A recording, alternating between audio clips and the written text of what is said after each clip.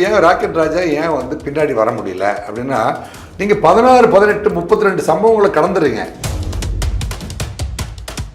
பேட்டி கொடுக்குறீங்க, அதில் என்ன சொல்கிறீங்க? போலீஸ் கிட்ட இருக்கிற ஆயுதத்தை விட என்கிட்ட இருக்கிற ஆயுதம் பெருசு அப்படிங்கிறீங்க. என்னை எதிரியாக கருதுறாங்களே, அந்த சமூகத்தில் பல தம்பிகள் எனக்கு இருக்காங்க. தம்பிகள்ங்கிறாரு ரொம்ப பாசத்தோட. அந்த தம்பிகளும் வந்து என்னை அண்ணனா நினைச்ச தம்பிகள் இருக்காங்க. நான் வந்து அந்த ஒரு சமூகத்துக்கே எதிரி இல்லை. அதில் முரண்பாடு எங்கே முரண்பட்டு போறாரு அப்படின்னா,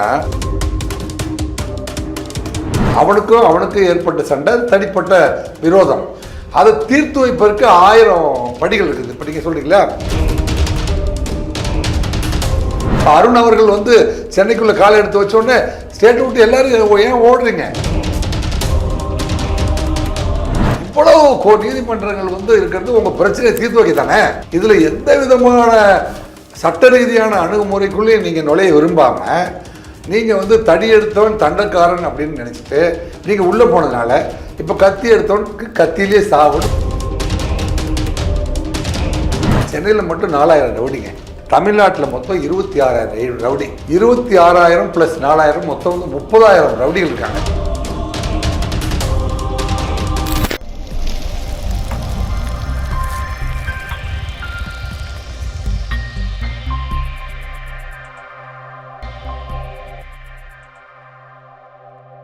குற்றம் தொடர்பான பல்வேறு சுவாரஸ்யமான தகவல்களை நம்மோடு பகிர்ந்து கொள்ள வந்திருக்கிறார் முன்னாள் காவல்துறை உதவி ஆணையரும் பெஸ்ட் இன்வெஸ்டிகேஷன் கோல்டு மெடலிஸ்டுமான ஐயா ராஜேந்திர ராஜா அவர்கள். வணக்கம் சார். வணக்கம் சுந்தர். வாய்ஸ் ஆஃப் லா நேயர்களுக்கு எனது அன்பான வணக்கங்கள். சட்டம் சார்ந்து ஒரு ஊடகத்துறையை நீங்கள் நடத்திட்டு இருக்கிறது பெரிய மகிழ்ச்சியாக இருக்குது. நிறையா வந்து சட்டத்தை பற்றி சரியான புரிதல் இல்லாமல் தான் ஏகப்பட்ட ஏற்றத்தாழ்வுகள், சமூக நிகழ்வுகள் நடந்துட்டு இருக்குது. நாளொரு மேனியும் பொழுதொரு வண்ணமாக சட்டத்தை பற்றி புரிதல் இல்லாமல் தான் வந்து நடந்துட்டுருக்கு. எனவே ஊடகத்தின் வாயிலாக நீங்கள் சட்டம் சார்ந்து நீங்கள் உங்கள் விவாதங்களை வைப்பது இப்போ மகிழ்ச்சியாக இருக்குது. நம்ம நிகழ்ச்சிக்குள்ள போகலாம். ஆமாம் சார். அந்த சமூகத்தில் வந்து ஒரு காவல்துறை அதிகாரிக்கு இருக்கிற அதே அந்தஸ்தும் பேரும் புகழும் ஒரு சில ரவுடிகளுக்கு இருக்குது சார். ஆனால் நாம் காவல்துறை பார்வையில் அவரை ரவுடின்னு நம்ம சொல்கிறோம். பட் அந்த சமுதாயத்தோட பார்வையில் அவர் வந்து ஒரு சமுதாய காவலன் அப்படிங்கிற மாதிரி பார்க்கப்படுறாங்க. குறிப்பாக நம்ம சொல்லணும்னா இந்த ராக்கெட் ராஜா அவர்களை பற்றி சொல்லலாம். உங்களோட பார்வையில் ராக்கெட் ராஜா பற்றி சொல்லுங்கள் சார். இல்லை, ராக்கெட் ராஜான்னு நீங்கள் நேரடியாக வந்ததுனால இப்போ அவர் சமீபமாக ஓரிரு பேட்டிகளை நான் வந்து பார்த்தேன். கலாட்டா டிவியில் எடுத்திருக்காங்க. அவர் பார்த்தீங்கன்னா அவருடைய அண்ணன் தம்பி அத்தனை பேருமே வந்து நல்ல படித்து வேலையில் இருக்கிற ஒரு நல்ல குடும்பத்தை சேர்ந்தவர். அரசு துறையில் எல்லாரும் வேலை பார்க்குறாங்க. ஆனால் அவர் வந்து இன்னைக்கு ரொம்ப தூரம் பின்னாடி போனதுக்கப்புறம் எனக்கு வந்து சமூக நீரோட்டத்தில் கலந்து வாழ ஆசையாக இருக்கு. சமூக நீரோட்டத்தில் கலந்து பொது சமூகத்தோடு கலந்து வாழ விரும்புகிறேன். எல்லா சமூகத்திலையும் எனக்கு தம்பிங்க இருக்காங்க. இப்போ என்னை எதிரியாக கருதுறாங்களே, அந்த சமூகத்தில் பல தம்பிகள் எனக்கு இருக்காங்க. தம்பிகள்ங்கிறாரு ரொம்ப பாசத்தோட. அந்த தம்பிகளும் வந்து என்னை அண்ணனா நினைச்ச தம்பிகள் இருக்காங்க. நான் வந்து அந்த ஒரு சமூகத்துக்கே எதிரி இல்லை. அதில் முரண்பாடு எங்கே முரண்பட்டு போறாரு அப்படின்னா, தனது சாதிக்காரருக்காக அப்படின்னு ஒரு காலத்தில் இறங்கும் போது அது வந்து உன்னை வந்து தனியாக அடையாளப்படுத்தலை. அது நீ அந்த சாதிக்காக இறங்குற அப்படின்னு வந்து அந்த சேற்றில் குதிச்சதுக்கு அப்புறம் நீ அதன்படியே நீ பயணம் பண்ண வேண்டியிருக்கு. கிட்டத்தட்ட நீ நல்லவராக இருந்த போதிலும் அந்த சாதிக்காரர்கள் இருக்கிற அத்தனை பேரும் உங்களுக்கு பகைவராகிறாங்க. 2 ஃபேக்ஷனாக மாறிடுது. இந்த ரவுடிசத்தின் காரணமாக ரெண்டு சமுதாயத்துக்குள்ள மிகப்பெரிய. இப்போ நீங்க தமிழ்நாட்டை பொறுத்த வரைக்கும் இப்போ சென்னையில் நடக்கிற திருமண நிகழ்வுகள்லாம் நாங்கள் போறோம். அந்த நிகழ்வுல பார்த்தீங்கன்னா இந்த 2 சமுதாயத்துக்கு இடையில் திருமணங்கள் 10-15 நடந்திருக்கு. உங்களால வந்து அவங்களாம் என்ன ஆகுறது? கடந்த 10 ஆண்டுகளில் வந்து எப்போ வந்து சாதி மறுப்பு திருமணங்கள் வந்து சட்ட ரீதியாக்கப்பட்டு திராவிட முன்னேற்ற கழக அரசால் வந்து அங்கீகரிக்கப்பட்டதோ, சாதி முரண்பாடு தான் வந்து ஒரு சமூக நீரோட்டத்தில் ஒருத்தருக்கு ஒருத்தர் பரஸ்பரமாக பழக முடியாததுக்கு ஒரு முட்டுக்கட்டையாக இருக்குது அப்படின்னு நினச்சிட்டு படித்து மேலே வந்தவங்க திரைப்படத்துறையில் இருக்கிறவங்க, ஊடகத்துறையில் இருக்கிறவங்க, என்னங்க நல்ல தெளிவான கல்வியை கற்றவங்களாம் வந்து சுத்தமாக இருக்கிறது, சுத்தம் இல்லாதது. சுத்தமாக ஒன்று ஆண் ஜாதி, ஒன்று பெண் ஜாதி. அதே வந்து இப்போ பெண்ணியம்னு தனியாக பிரிக்காதீங்க. என்னங்க மனிதம் அப்படின்னு பாருங்கிறான். மனிதம் அப்படின்னு தான் நம்ம பார்க்கணும். அதுதான் இப்போ பார்த்து யாதும் ஊரே யாரும் கேள்வி. கணியன் பூங்கண்ணன் என்ன சொல்கிறாரு? யாதும் ஊர், இந்த உலகத்தில் இருக்க எல்லா ஊரும் நம்ம ஊர் தாண்டா, எல்லாருமே நம்ம சொந்தக்காரர் தாண்டா சொல்கிறாரு. அதுதான் வந்து ஒரு மிக இப்போ தமிழன் என்று சொல்லடா தலைநிமிர்ந்து நில்லடான்னா என்ன அர்த்தம்? எங்களுடைய பார்வை வந்து ஒன்று எங்கள் ஜாதியே, ஒன்று எங்கள் நீதியே, உலக மக்கள் யாவரும் ஒருவர் பெற்ற மக்களே. நானும் தான் 10ஆம் கிளாஸ் வரைக்கும் படிச்சிருக்கேன். நிறைய பேர் சொல்கிறாங்க, திராவிடிகளே சொல்கிறாங்க, நானும் பிஏ வரைக்கும் படிச்சிருக்கேன், நான் +2 பாஸ் பண்ணியிருக்கேன். நீ காலேஜெல்லாம் போனால் ப்ரேயர் வைக்க மாட்டாங்க. ஆனால் நீ 12ஆம் கிளாஸ் வரைக்கும் தமிழ்நாட்டில் இருக்கிற எல்லா பள்ளிக்கூடங்கள்லையும் ஒரு ப்ரேயர் வைக்கிறாங்க. இது வரைக்கும் யாருமே சொல்லாத ஒரு சப்ஜெக்டை, கற்க கசடர கற்பவை, கற்ற பின் நிற்க அதற்கு தக அப்படின்னு தான் வள்ளுவர் சொல்கிறாரு. காலையில் ப்ரேயரில் போனோடனே என்ன செய்கிறாங்க? தமிழ் தாய் வாழ்த்து, அப்புறமே கடைசியாக வந்து தேசிய கீதம், அப்புறம் உறுதிமொழி. இது 3. இந்த உறுதிமொழியில் என்ன சொல்கிறா? இந்தியா என் தாய்நாடு, இந்தியர் யாவரும் என்னுடன் பிறந்தோர் அப்படிங்கிறான். இந்த வார்த்தையை வந்து 12 வருஷம் சொல்லி கொடுத்துருக்காரு. 12 வருஷம் சொல்லி கொடுத்து நீ வந்து புரிஞ்சுக்கிட்ட விஷயம் என்ன? கற்க கசடரன்னு வள்ளுவர் சொல்கிறார்ல, கற்றபின் நிற்க அதுக்கு தக சொல்கிறார்ல. இதையெல்லாம் யாரெல்லாம் புரியுறாங்களோ அவங்க சாதியை கடந்துடுறாங்க. இது ஒரு கந்தசாமிக்கும் ஒரு முருகேசனுக்கும் சண்டை, அவ்வளோதானே ஒழிய கந்தசாமி என்கின்ற அந்த சாதிக்காரனுக்கும் முருகேசன் என்கின்ற எங்கள் சாதிக்காரனுக்கும் சண்டை அப்படின்னு நீங்கள் தவறான புரிதலுக்கு போகும்போது தானே நீங்கள் வந்து உங்கள் தனிமைப்படுத்தப்பட்டு போயிட்டீங்க. இன்றைக்கி ரொம்ப ஆசைப்படுறீங்க. நீங்கள் வந்து 16 சம்பவம் 36 சம்பவங்களை தாண்டிடுறீங்க.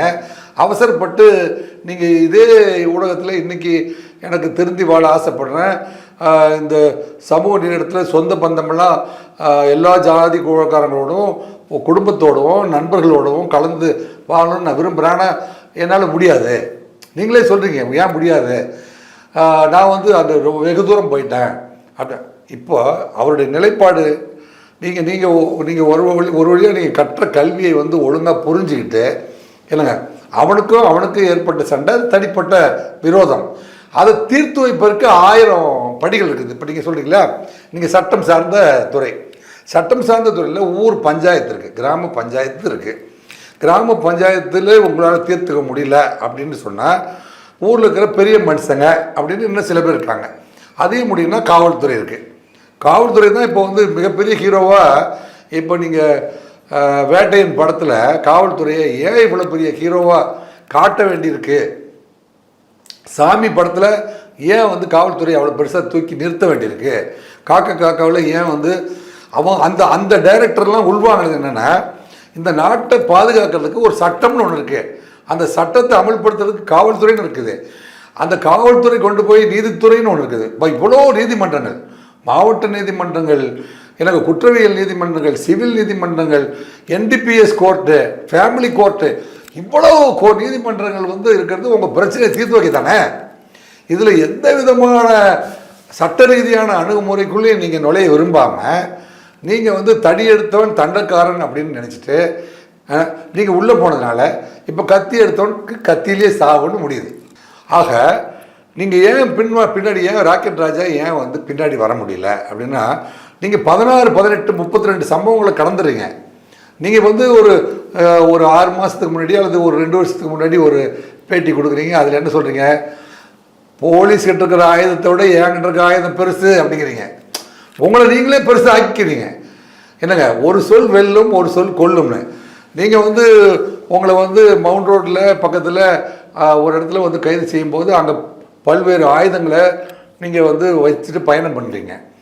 அப்போ இவர் வந்து ஒரு பல்வேறு விரும்பத்தகாத ஆபத்தான ஆயுதங்களை கையாளுகின்ற அளவிற்கு இருக்கிறாரு அப்படின்னு நீங்கள் எந்த ஆயுதத்தை எடுத்தீங்களோ அதுக்கு கவுண்டராக உங்களுடைய எதிரிகள் பூரா ஆயுதத்தை எடுத்து உங்களை துரத்த ஆரம்பிச்சதுக்கப்புறம் நீங்கள் ஆயுதத்தை விட்டுட்டானாலும் உங்களை நம்ப போகிறதில்ல. ஆக உங்கள் முடிவு வந்து என்ன அப்படிங்கிறது உங்களுக்கு இப்போ சம்பவ செந்திலும் இவர் மொட்டை 2 பேருமே வழக்குரைஞர்கள். கடவுள் வந்து கடவுளை விடுங்க. இப்போ வந்து இந்த சமூகம் வந்து உங்களுக்கு நல்ல பெற்றோரை கொடுத்து +2 பாஸ் பண்ண வச்சு சட்டம் படிக்க வச்சு நீதிமன்றத்தில் என்ரோல் பண்ணி நீங்கள் பார்க்க வேண்டிய வேலை பார்க்காம நீங்கள் வந்து குற்றவாளிகளோடவே சேர்ந்து குற்றவாளிகளை பெயில் எடுத்து கொடுக்குறது அவருக்கு உதவி செய்வதுமே 24 மணி நேர வேலையாக நீங்கள் எடுத்துக்கிட்டதுனால இப்போ ஓடினான் வாழ்க்கையின் ஓடத்துக்கே ஓடினான்னு நம்ம நாட்டை விட்டே ஓடி போய் எங்கேயோ தலைமறைவாக இருக்க வேண்டிய சூழ்நிலை. நீங்கள் யாருமே ஸ்டேட்டில் இல்லையே. இப்போ அருண் அவர்கள் வந்து சென்னைக்குள்ளே காலை எடுத்து வச்சோடனே ஸ்டேட்டை விட்டு எல்லாரும் ஏன் ஓடுறீங்க? இப்போ நீங்கள் சுந்தர் ஓட போகிறதில்ல, தம்பி கிருஷ்ணன் ஓட போகிறதில்ல.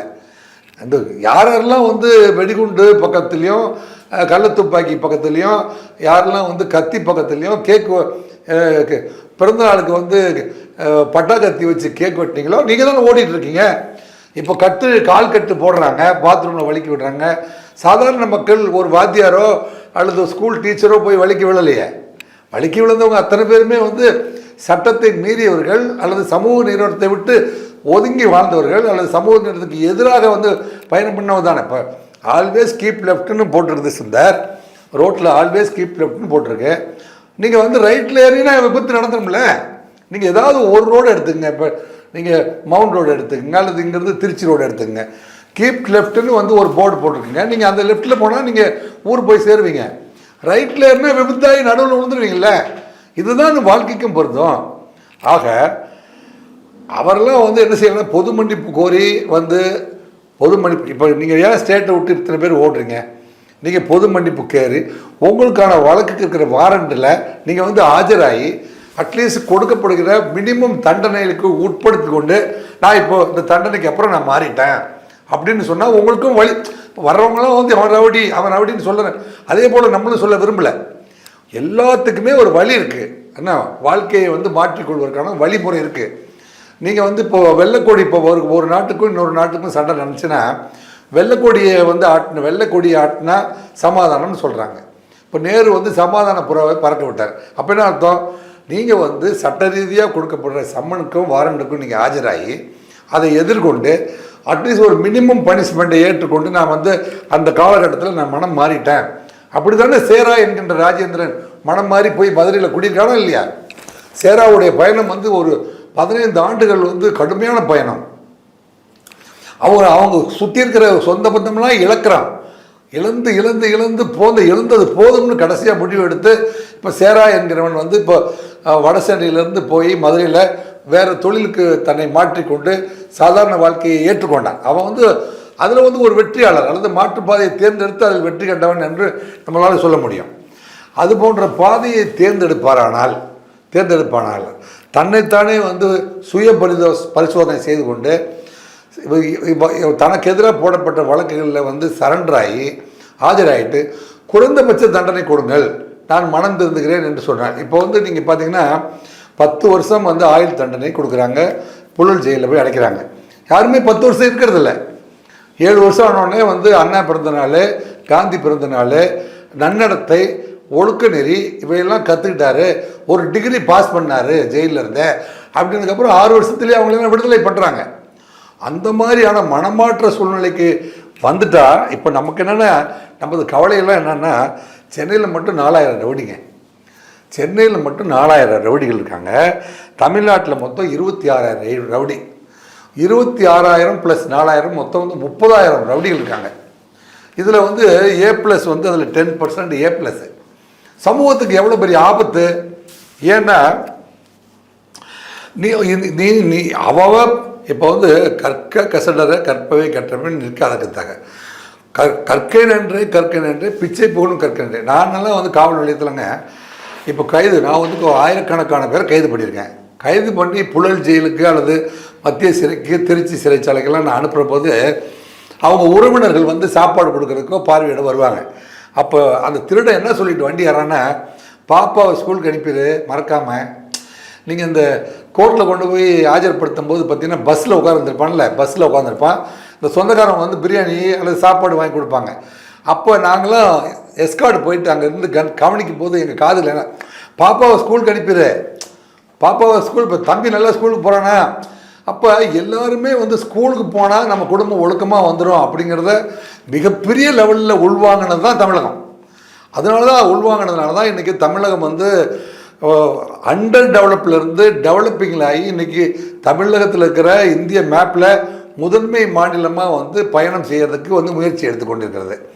என்னங்க, அப்பேற்பட்ட சூழ்நிலையில் கிட்டத்தட்ட 30,000 பேர் ரவுடிகளாக வந்து வலம் வந்து கொண்டிருக்கிறீங்க என்றால் அவர்களெல்லாம் மாற்றுறதுக்கு வந்து செப்பரேட்டாக ஒரு டிபார்ட்மெண்ட் இது வரைக்கும் ஏற்படுத்தவில்லை. எனவே தனி ஒரு மனிதன் திருந்தி விட்டால் சிறைச்சாலைகள் தேவையில்லைங்கிறான்.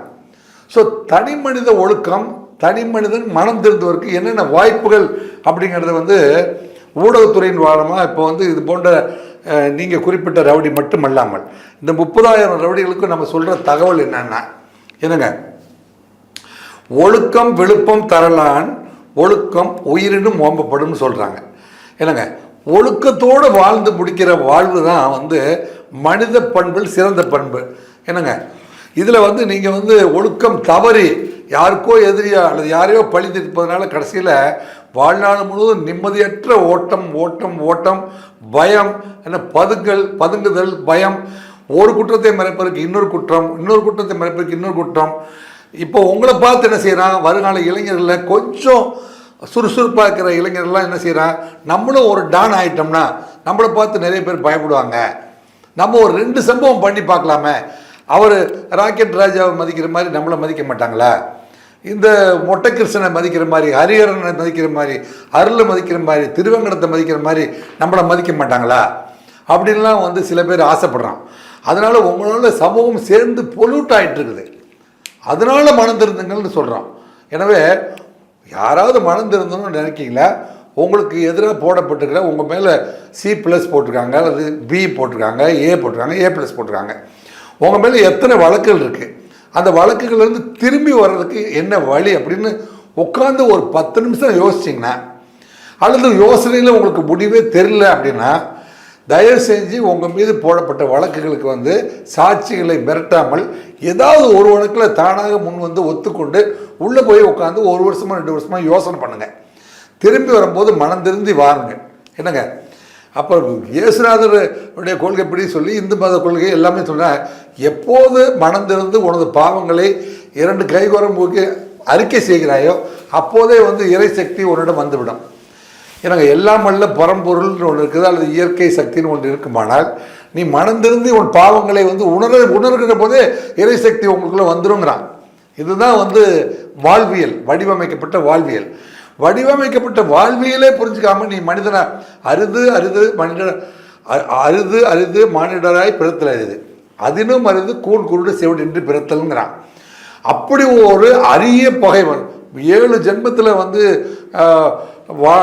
அதாவது பூண்டாய் புல்லாய் எறும்பாய் மீனாய் தவளையாய் அப்படிலாம் மாறி தான் வந்து மனித பிறவி ஒரு முறை வருது அப்படிங்கிறலாம் வந்து வரலாறு சொல்லுது, அல்லது சமூகம் சொல்லுது, சமூகம் நம்புதுன்னு வைங்களேன்.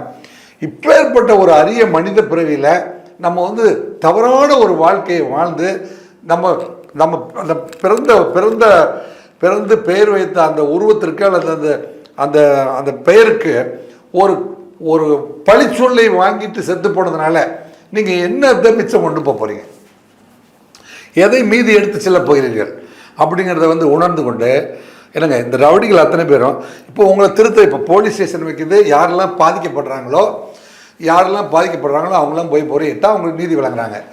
நாங்களாம் வந்து ரவுடி ஆகிட்டோம், எங்களையெல்லாம் திருத்துங்க அப்படின்னு சொல்கிறதுக்கு எங்கே உங்களுக்கு வந்து இண்டிவிஜுவல், அதாவது முறைசாரா கல்வின்னு சொல்லுவாங்க, அதைத்தான் வந்து தம்பி சுந்தர் வந்து இப்போ ரெடி பண்ணி எங்களையெல்லாம் பேச வைக்கிறார்.